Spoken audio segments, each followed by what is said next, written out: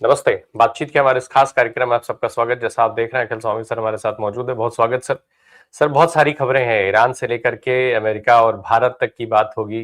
बात भारत में जिस तरीके की सियासत है उसमें भी कई अहम चीजें हैं। एक तरफ कांग्रेस पार्टी कई जरूरी मुद्दे बार बार सवाल के रूप में देश के सामने रख रही है।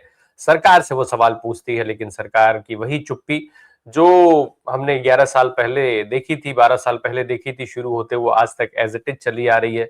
जवाब क्यों नहीं दे पा रहे हैं ये समझेंगे, साथ में तमाम सारे सियासी घटनाक्रम हैं उन पर भी बात होगी। शुरुआत हम जरा ईरान से ही कर लें। सर, ईरान की के जो युद्ध ईरान का चल रहा है इस समय अमेरिका और इजराइल के साथ, वो उसको हम अब कैसे देखें? क्योंकि अब भाई 9 दिन हो गए हैं उस युद्ध को, और 9वें दिन में जब वो युद्ध है, बहुत सारे घटनाक्रम तेजी से बदल रहे हैं, लेकिन जो एक चीज हम लगातार देख रहे हैं वो है ईरान का रिटेलिएशन। जिस आक्रामकता के साथ ईरान रिटेलिएट कर रहा है, जिसकी उम्मीद शायद ट्रंप और नेतन्याहू को सपने में भी नहीं थी, और हालात आज इतने बदतर हो गए हैं कि ट्रंप का जबरदस्त विरोध अमेरिका में शुरू हो गया है। तो इन ओवरऑल आज ये युद्ध कहां खड़ा है ईरान के लिहाज से, इजराइल और अमेरिका के लिहाज से? जय संविधान। देखिए, होता क्या है राम प्रकाश जी, आप खुद नोट करते होंगे, एक व्यक्ति तो पीछा करता है जान लेने के लिए और एक भागता है जान बचाने के लिए। जैसे चीता जो है सबसे ज्यादा तेज दौड़ने वाला प्राणी है, लेकिन हिरण भी उसको चकमा दे देता है, क्योंकि चीता जो है वो शिकार करता है और हिरण जो है, तो देखिए ईरान ने जिस प्रकार से युद्ध उस पर थोपा गया, और मैं ये मानता हूं युद्ध उस पर थोपा गया और विश्व पे थोपा गया। ये अमेरिका ने, इजराइल ने नहीं सोचा था कि ये इसका हश्र होगा। भाई, आप उसके न्यूक्लियर इंस्टॉलेशन खत्म करना चाहते हैं, अपने न्यूक्लियर इंस्टॉलेशन खत्म करके अगर ऐसा करें, जैसे पहले भी कहा गया था कि भाई जो चीज एज ए टीचर मैं खुद नहीं करता वो अपने शिष्यों से कैसे चाह सकता हूं, नंबर एक। नंबर दो, रिजीम चेंज करने वाले आप कौन होते हैं? जैसे अमेरिका ने, आपने कल ही देखा, नेपाल के अंदर भी रिजीम चेंज कर दी। अब ये अमेरिका समर्थक सरकार नेपाल में आके बैठ गई। आपने ये भी देखा कि बांग्लादेश के अंदर भी अमेरिका समर्थक सरकार बैठ गई। पाकिस्तान उनका पिछलग्गू है ही। तो भारत को चारों तरफ से अमेरिका ने अपने पिट्ठुओं से घेर लिया है। अच्छा, ये किसी ने कल्पना नहीं की थी, लेकिन ईरान जो लड़ाई लड़ रहा है, देखिए दो देश ऐसे हैं राम प्रकाश जी विश्व में जो कभी कॉलोनाइज नहीं हुए, एक अफगानिस्तान और एक ईरान। अफगानिस्तान पे भी लोगों ने प्रयास किया, रूस ने किया, अमेरिका ने किया, भाग के जाना पड़ा, अमेरिका को सारे अस्त्र शस्त्र छोड़ के भागना पड़ा, क्योंकि टेरेन जो अफगानिस्तान टेरेन था और जो लड़ाका लोग वहां के थे, ईरान उससे भी टफ टेरेन है। और ईरान के लोगों ने जब या तो ये करते, आप शुरू करते, वार्ता करते, चेतावनी देते, लेकिन आप तो कह रहे थे सरेंडर करो, सरेंडर करो, रिजीम चेंज करो। भाई आप रिजीम चेंज, आप हम चाहते थे कमला हैरिस जीते अमेरिका के अंदर, लेकिन भक्तों ने यहाँ पे वो किया, हवन किया, पूजन किया, उनको सलाहतनी बताया, अब डोनाल्ड ट्रंप को जितवा दिया यहाँ के भक्तों ने। अब ये कोस रहे हैं, कभी डोनाल्ड ट्रंप की बड़ाई करते हैं, कभी उन्हें कोसते हैं, लेकिन हमारा बस तो नहीं चलता ना। अमेरिका की जनता किसको चुनती है? उन्होंने ट्रंप को समझा, उन्होंने चुन लिया। हमारे देश में लोगों ने समझा मोदी जी को चुनना, उन्होंने मोदी जी को चुन लिया। अब हम वोट दे मोदी जी को या न दे, लेकिन मोदी जी देश के प्रधानमंत्री हमें मानना पड़ेगा। आप कौन होते हैं लोकतांत्रिक देश में या किसी भी देश के अंदर उसके अंदरूनी मामले में हस्तक्षेप करने वाले? अच्छा, अब ईरान ने जब ये ठान लिया, और ईरान ने, देखिए होता क्या है, जब एक कमजोर आदमी होता है, एक मजबूत आदमी होता है, क्योंकि हमारी बात है इसराइल, फिर अमेरिका और इतने सारे नेटो और यूरोप और अकेला ईरान। तो ईरान ने जो एक स्ट्रेटेजी हो सकती है जिसको स्कॉज्ड अर्थ स्ट्रेटेजी कहते हैं, उसके तहत उसने जितने भी इंफ्रास्ट्रक्चर और इंस्टॉलेशन है उन पर सीधे अटैक किया। उसने कहा अमेरिका नहीं, लेकिन अमेरिका के जो पिछलग्गू देश हैं, जो अरब कंट्रीज में हैं, जो नहीं चाहते कि ईरान उभर के वहां पे महाशक्ति बने, वहां पे अटैक करना शुरू कर दिया। रोज 500-700 मिसाइल दाग के उनको खत्म कर दिया। जो अच्छे अच्छे ऑयल फील्ड्स थे उन पे अटैक कर दिया, वो बंद हो गए। अरामको का आपको पता ही, 5.5 लाख बैरल पर डे का जो प्रोडक्शन है सेंटर बंद हो गया, गैस की सप्लाई बाधित हो गई। फिर उसने जो स्टेट ऑफ हार्मोज था उसके अंदर कहा केवल चीन के जहाज वहां से आएंगे और किसी को नहीं आने देंगे। तो उसने कॉस्ट बढ़ा दी बहुत ज्यादा। अच्छा, ये मानी बात है, छोटा मोटा देश तो है नहीं, बड़ा देश है। अब उसके साथ यमन भी कूद गया है, अब उसके साथ जॉर्डन भी कूद गया है, अब उसके साथ रूस भी कूद गया है, नॉर्थ कोरिया भी कूद गया है, चीन भी कूद गया है। अब लो, अब पप्पा बनो तो विश्व के। भाई आपको पता होगा, नई खबर है, अभी सोशल मीडिया में देखी है, मैंने इसका फैक्ट चेक नहीं किया है, लेकिन रूस ने कहा है कि अब जब ये हुआ ना कि ट्रम्प चाचा ने अलाउ कर दिया 1 महीने तक जो शिप निकल चुके थे रास्ते में हैं उनको भारत भुना सकता है, नए शिप लोड नहीं होंगे, जैसे कि वो हमारा कॉलोनियल हमारा हेड हो, जैसे पहले जो ब्रिटेन के वो होते थे गवर्नर्स और क्या होते थे वो सब निर्णय लेते थे, वैसे ही अब डोनाल्ड ट्रंप हमारे जैसे वो वेनेजुएला में निर्णय ले रहा है, भारत के अंदर निर्णय ले रहा है। रूस ने कहा अब हम तुम्हें कोई डिस्काउंट नहीं देंगे, जहां से तुम्हें डिस्काउंट मिलता है ले लो, हम नहीं देंगे डिस्काउंट। अब लो, एक और आफत अपने सिर के अंदर आ गई। चीन पूरा युद्ध सप्लाई उसको कर रहा है, रूस उसको सप्लाई कर रहा है, क्योंकि वो जानता है कि अमेरिका को अगर नहीं रोका गया तो पूरे ऑयल वेल्स के ऊपर अमेरिका का कंट्रोल हो जाएगा। अब हम बीच में फंसे हुए हैं, हमने रूस से अपनी मित्रता करीब करीब तोड़ ली, चीन से मित्रता का प्रश्न ही नहीं उठता है, हम पूरी तरह से अमेरिका की लॉबी में जाके बैठ गए, अमेरिका पिट रहा है। अब बताइए, जिस पे आपने सारे, तभी तो कहते हैं ना, don't put all your eggs in one basket, हमने सारे एग्स एक बास्केट के अंदर रख दिए और उसी बास्केट के ऊपर आज के तारीख में अंदर से विद्रोह हो रहा है। वहां के जो एक्स मेरिनर्स हैं वो विद्रोह में खड़े हो गए हैं कि आपने इजराइल के लिए हम अमेरिका के सैनिकों को आप मौत के घाट उतार रहे हैं। वहां जो सैनिक हैं उनकी पत्नियां विद्रोह पे उतारू हो गई हैं, डेमोक्रेट्स रिपब्लिकन दोनों डोनाल्ड ट्रंप के खिलाफ, और युद्ध रुकने की कोई संभावना दिख नहीं रही है। क्योंकि जब आप ये सोचिए ना कि जब आप गाजा पट्टी को, जो कि केवल 35 किलोमीटर की रेंज है, उसको नहीं इजराइल खत्म कर पा रहा है, तो ईरान को कैसे खत्म कर लेगा? अच्छा, इजराइल की टोटल पॉपुलेशन क्या है रामप्रकाश जी? 90 लाख। 90 लाख तो हमारे इलाहाबाद में, बनारस में, सुल्तानपुर में, जौनपुर में, हर जगह इससे ज्यादा की जनसंख्या है। पूरे 90 लाख की जनसंख्या वाला देश, अब वो एक ऐसा भड़म्बा बना रखा था, आयरन डोम है, फलाना है, ठिकाना है, आयरन डोम पे रोज वो मिसाइल तोड़ रहा है, $20,000 के ड्रोन से बड़े बड़े लाखों करोड़ों के अब स्थापनाओं को खत्म कर रहा है।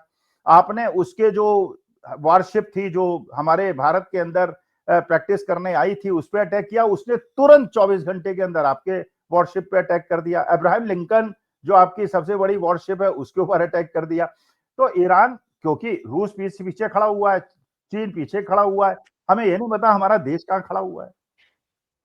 जी, भारत को लेकर सवाल लगातार उठ रहे हैं। खैर इस चीज में जो भारत की जहां तक बात है, मोदी जी की बात है, अभी तो वैसे ही इन्हीं सब चीजों को लेकर के लानत मनामत हो रही है, विपक्ष बहुत आक्रामक है, बार बार लगातार वो कई अलग अलग तरीके के सवाल उठा रहा है। जो आपने अभी जिस घटना का जिक्र किया, हिंद महासागर की घटना का, उस घटना पर भी विपक्ष ने बहुत आक्रामक टिप्पणी दी है, लेकिन सरकार वही लीपापोती, हर मामले में लीपापोती करके क्या हासिल हो जाता है? क्योंकि देश में तो चलिए भक्तों की आंखों पर पट्टियां बंधी हुई हैं, लेकिन सर क्या अंतरराष्ट्रीय स्तर पर इन चीजों का असर नहीं पड़ता होगा? अंतरराष्ट्रीय स्तर पर ये चीजें प्रभावित नहीं करती होंगी? और एक और चीज लगे हाथ पूछ लूं सर, कि अब अगर जब रूस इनको अगर डिस्काउंट नहीं देगा तेल खरीद पर, तो भारत में क्या स्थिति बनेगी तेल के दामों को लेकर के?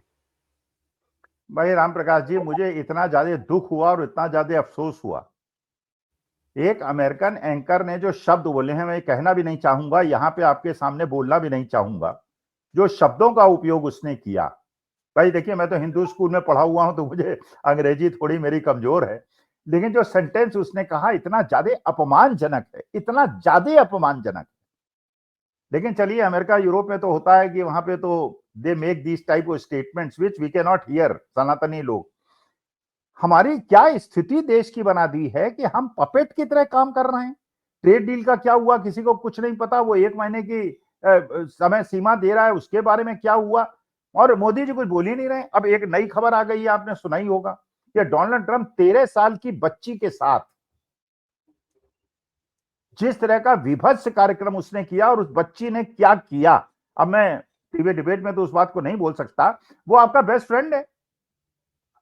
अरे राम प्रकाश जी, अगर आपको पता चल जाए कि स्वामी जी इस प्रकार के कार्यों में संलग्न रहते हैं, या मेरे को पता चल जाए आप संलग्न रहते हैं, 1 मिनट नहीं लगाऊंगा, दोस्ती तोड़ दूंगा। अभी भी आप उसको अपना बेस्ट फ्रेंड बताते हैं, जिसके बारे में इतने विभत्स कारनामे। 12-13 साल की बच्चियां जो हमारे लिए फूल के समान हैं, जिनको हमको फूल की तरह सहेज के रखना है, तुम्हारी ये जो गंदी आदतें हैं, वासना के कीड़े हो तुम लोग, उसका उपयोग करते हो, उसका उपभोग करते हो और उसको आप बेस्ट फ्रेंड कहते हैं। 48 घंटे पहले वहां जाके आपने इजराइल के अंदर वो इनाम ले लिया जिस इनाम का सृजन ही मोदी जी के लिए केवल हुआ था। चारों तरफ से भारतवर्ष घिरता चला आ रहा है। तो देखिए, वास्तविकता यह है कि हमने अपनी न्यूसेंस वैल्यू को खत्म कर दिया है और आज के तारीख में हम इतने अलग थलग पड़ गए। अरे ये लड़ाई 45 दिन से ज्यादा चल गई राम प्रकाश जी, अगर ये लड़ाई 45 दिन से ज्यादा चल गई, अमेरिका इजराइल को घुटने के बल आके इजराइल से युद्ध वार्ता रोक, ये सीज फायर करना पड़ेगा, अमेरिका इजराइल को करना पड़ेगा। और ईरान ने ठान लिया है, उसने अपनी पूरी स्ट्रेटेजी चेंज कर दी है।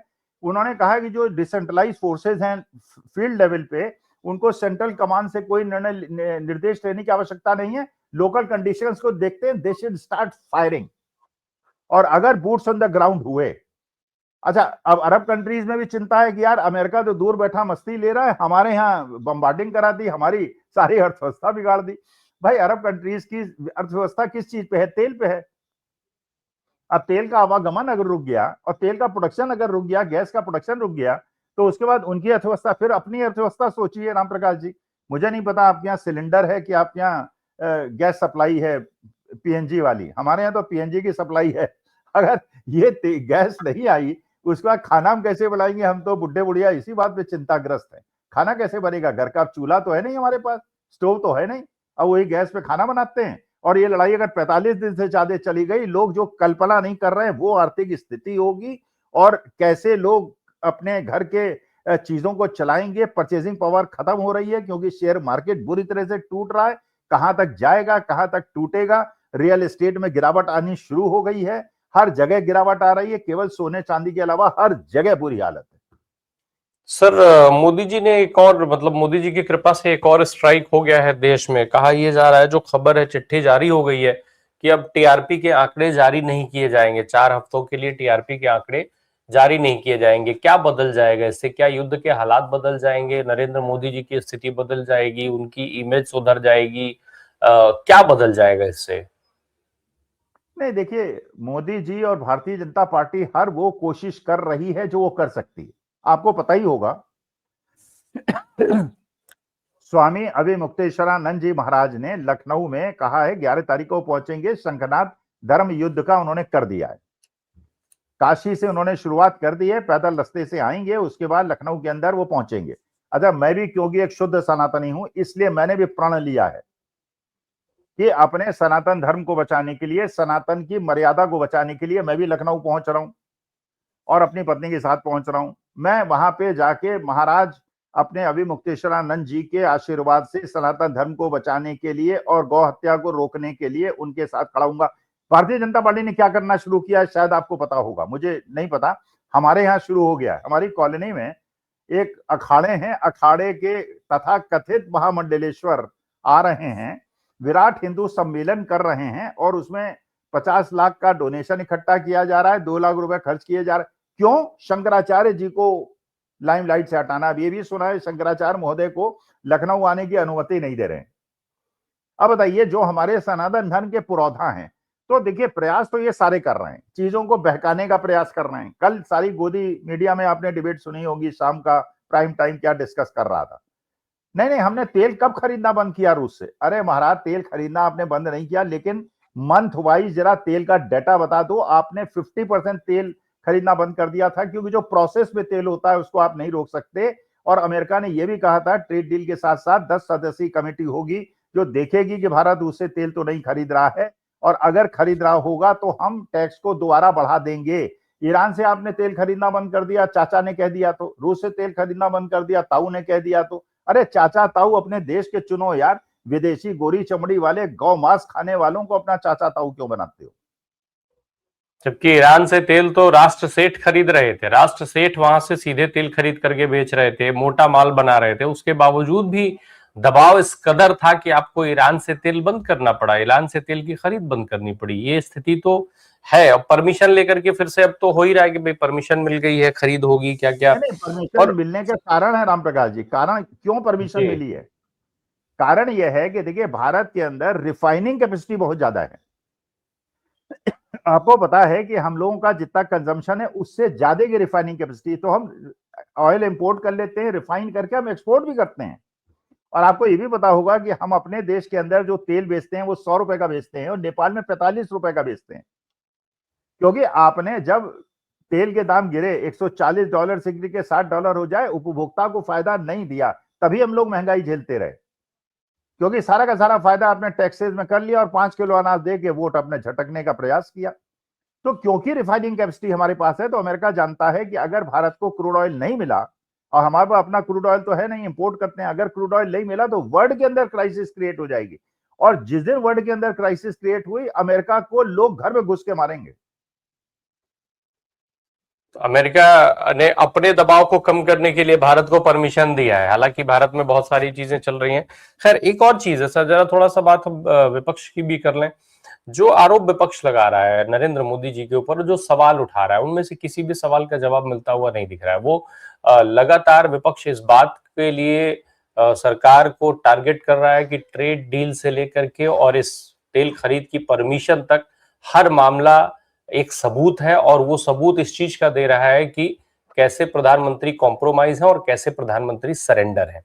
लेकिन सरकार के साथ साथ भारतीय जनता पार्टी, जो भाजपा अडानी पर एक सवाल कर देने को लेकर के पूरी बिलबिला जाती थी, प्रेस कॉन्फ्रेंसेस की सीरीज शुरू हो जाती थी, वो मौन है इतने बड़े आरोप पर। प्रधानमंत्री पर इतना बड़ा आरोप लग रहा है, पूरी भाजपा चुप है, संघ चुप है। कोई कोई इस चुप्पी को क्यों तोड़ना नहीं चाहता है? क्यों? विपक्ष को छोड़ दीजिए, क्यों आखिर देश को सच बताने में दिक्कत है? भाई कहिए कि हम तेल की परमिशन हमने मांगी है या नहीं मांगी है। नहीं मांगी है तो कम से कम कह तो दीजिए। टीवी मीडिया क्यों बताता है? सूत्र क्यों बताते हैं ये सारी चीजें? नहीं नहीं, बिल्कुल स्पष्ट रूप से आप बताइए कि आपने ईरान से, ईरान तो सबसे पास है आपके, ईरान से तो तेल आपको सस्ता मिल रहा था। ईरान समस्या में था, ईरान आपका मित्र था। हमारी हजारों साल की हमारी सभ्यताएं एक दूसरे से मेल खाती हैं। अब स्मृति ईरानी भी तो ईरानी, अब सुना है उनका नाम भी मोदी जी ने कहा है कि स्मृति इजरायली रख दो, स्मृति ईरानी मत रखो। अच्छा भाई, रूस भी हमारे पास पड़ता है, तो वेनेजुएला अमेरिका का तेल हम क्यों खरीदेंगे?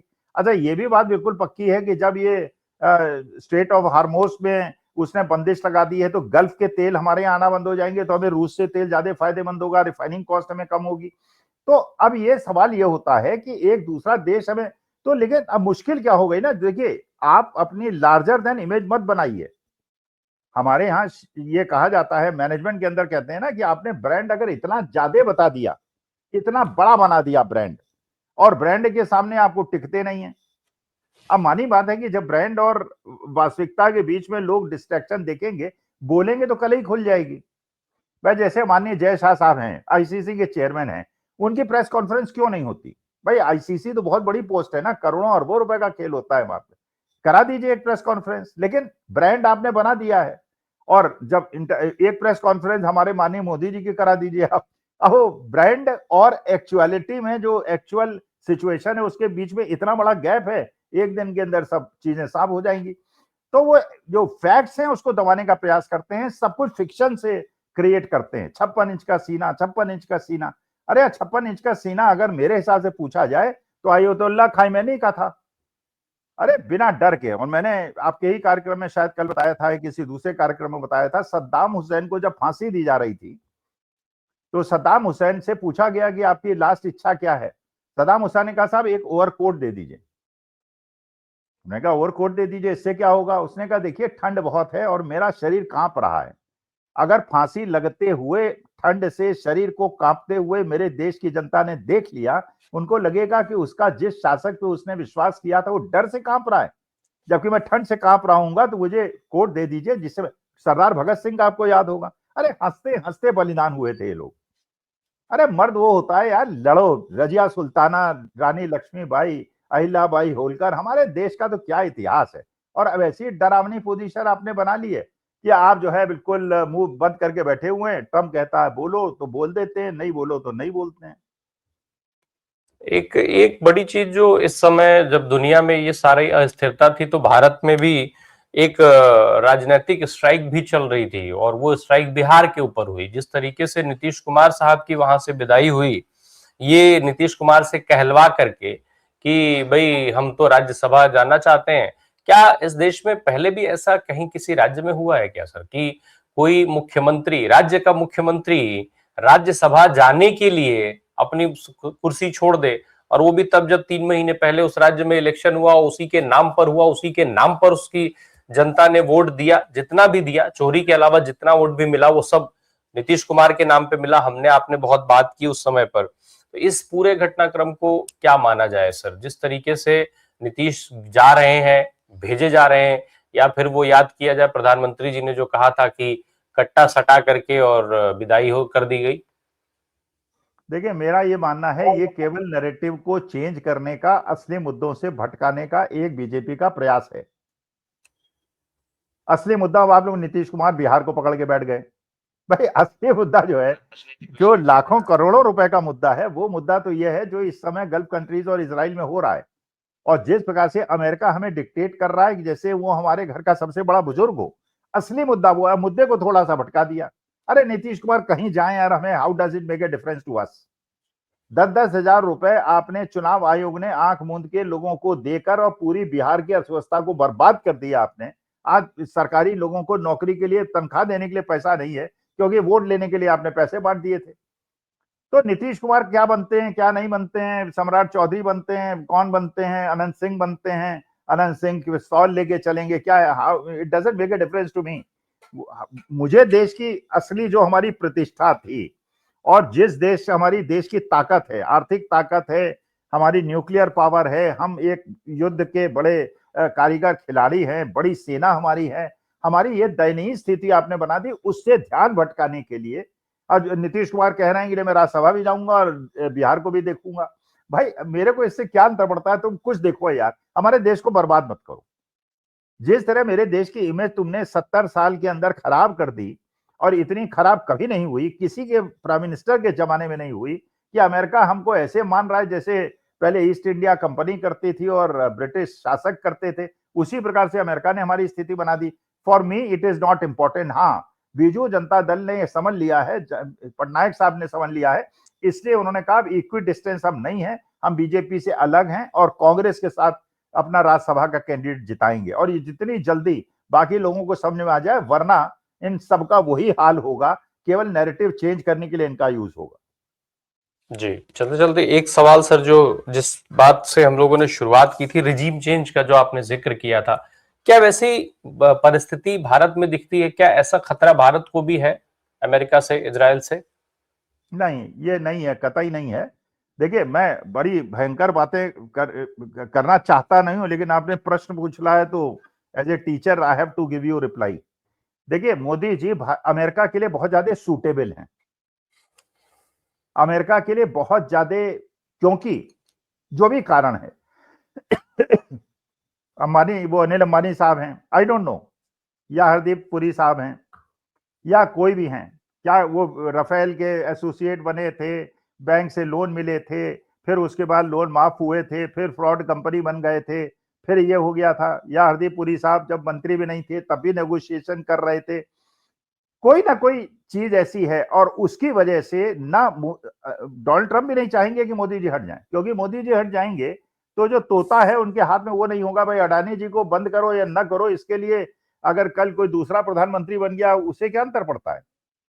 क्योंकि मानी बात है कि जो राष्ट्रीय सेठ की कंपनी में पैसा लगा हुआ है, वो जानते हैं, दो बड़े राजनीतिज्ञों का है। अब बड़े राजनीतिज्ञों का पैसा है, इसकी वजह से वो झुके जा रहे हैं, इसकी वजह से वो, लेकिन उससे एक खतरा भी है। अमेरिका नहीं चाहेगा कि भारत के अंदर रिजीम चेंज हो, लेकिन आपके बगल में एक बहुत बड़ा दुष्ट राष्ट्र बैठा हुआ है, और वो आपसे 19 नहीं पढ़ता, 20 पढ़ता है। लेकिन हमारी तो आदत यह है ना कि धोबी पे बस नहीं चला, गधे के कानों वेट दिए, उस पे बस नहीं चलता तो पाकिस्तान को धुर देते हैं अच्छी तरह से। अच्छा, वो जो है, अगर उसने नाजायज फायदा उठाया कि ठीक है बेटा अमेरिका, तुम ईरान में कर रहे हो, रूस से कहा तुम बेटा उधर कर रहे हो, चलो मैं ताइवान और भारत पे करता हूं। आपके लखनऊ में कितने बंकर्स हैं जिसके अंदर आप छिप सकते हैं? है कोई बंकर? अपार्टमेंट के बेसमेंट है सर। अरे यार, वो बेसमेंट तो वैसे ही उससे बने हुए हैं रेत से, हाँ, जो स्वतः, जाएगी। वो अपार्टमेंट के ऐसे बेसमेंट्स हैं जिनका इस्तेमाल किया जाता है, जो अपार्टमेंट स्वतः गिर जाते हैं, बहुत सारे लोग उसमें रहने वाले लोगों की ही जानें चली जाती हैं, उस टाइप तो के उसमें बम की चीज, उसी आवाज टाइप से की वो चीजें हैं। 100 किलोमीटर दूर बम गिरेगा तो अपने आप गिर जाएंगे। आप भी कहा यार, वो कॉन्ट्रैक्टर ने कैसे मल्टी स्टोरीड बनाए, कैसे क्या बनाए। अब भारत की, लेकिन आप कई जगह ऐसी है विदेश के अंदर जहां पे जितने लोग हैं उनसे ज्यादा के बंकर्स हैं, और बंकर भी 5 स्टार होटल टाइप के हैं। खाने पीने की, एयर कंडीशनिंग की, सबकी व्यवस्था है। हमारे यहाँ जरा एक बंकर बता दीजिए अपने एरिया में या पूरे उत्तर प्रदेश में कितने बंकर से, आई डोंट नो। तो अगर कभी लड़ने की, तो बाकी तो हमारा क्या हाल होगा आप समझ सकते हैं। पेड़ के ऊपर लटक लटक के हम लोग जान बचाएंगे। हमने जो आखिरी बातचीत की, भले ही वो आपको दिख रहा हो कि बात हंसते हंसाते हो रही हो, लेकिन बेहद गंभीर मामला है ये। नहीं, और ये खतरनाक है। सवाल मैं, हाँ, बिल्कुल, खतरनाक है। बिल्कुल देश के लिहाज से, चूंकि जिस हिसाब से आज हमारी सरकार चल रही है, आज हमारे सत्ता में बैठे हुए लोग जिनको हम अपने लिए चुनते हैं, कि ये चुन करके इनको भेजते हैं संसद के अंदर कि हमारे लिए, हमारे हित के लिए ये नीतियां बनाएंगे, ये किस कदर कॉम्प्रोमाइज हैं, किस कदर ये जो है सिकंजे में कसे जा चुके हैं। ये मुझे लगता है कि जो इस देश में रहने वाला जो भी व्यक्ति इसको ना समझ पा रहा हो, वो उसे शायद उसकी आने वाली पीढ़ियां ही माफ नहीं कर पाएंगी। आप अपने रहते ही, अगर मुझे लगता है कि आपकी उम्र 40-50 साल की अवस्था वाले आसपास है, तो आप अपने रहते ही अपने इस पीढ़ी की बर्बादी देखेंगे, और अगली पीढ़ी की बर्बादी भी आपकी आंखों के सामने ही उसकी नींव पड़ी होगी, और इन सबके जिम्मेदार हम लोग ही होंगे। मुझे लगता है कि शायद आत्ममंथन करके उसके समाधान पर देश के हर नागरिक को विचार करना चाहिए। बहुत शुक्रिया सर, हमसे बात करने के लिए। Thank you so much.